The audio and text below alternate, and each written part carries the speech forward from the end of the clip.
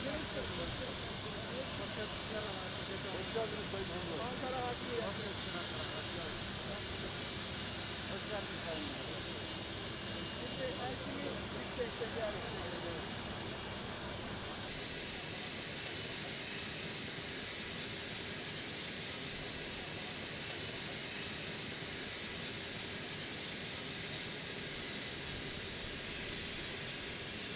Başkan Büyükçulu Ankara Merkez Komutanı. Hoş geldiniz Sayın Ekrem Ağam.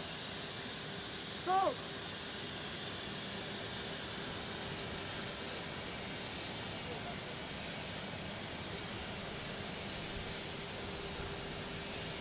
Kırkalı asker.